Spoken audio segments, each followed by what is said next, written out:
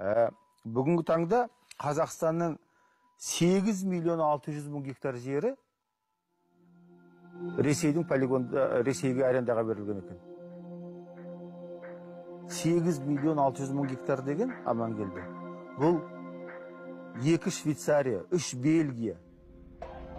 Енді бұның құнын айтыңыз. Құны 20 миллион доллар. Иә, құны 20 миллион доллар дегеніміз, Астанадан қарайтын болсаңыз, бір 4 байдың коттеджі.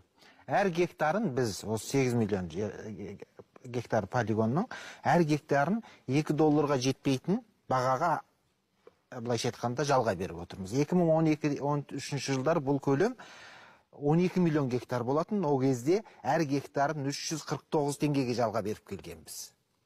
Қазір қайта кішкене құны өсті, енді күліп отырмыз ғой, бірақ күлетін жағдай емес. 8 миллион гектар жердің ішінде жаңағы қандай ықпал бар? Капустини ардан ұшыратын ірі зымырандар Саршағанға кеп түседі.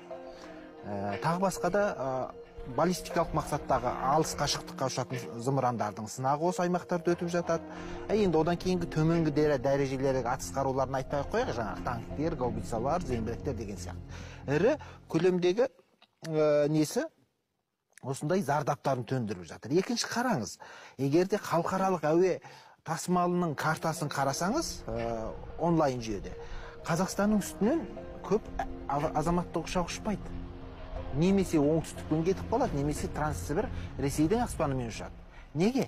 Жаңағы полигондардан үнемі түрлі деңгейдегі зымырандар ұшып жататындықтан біз халықаралық әуе кеңістігінен ұшақтар тура ұшу керек, айталық Бейжіңге. Содан түсетін пайдадан да қағылып отырмыз да. Біз әуе кеңістігімізді беріп, бізбен ұшыңдар 3000 шақырым төте ғой дей алмай отырмыз әлемдік қауымдастыққа.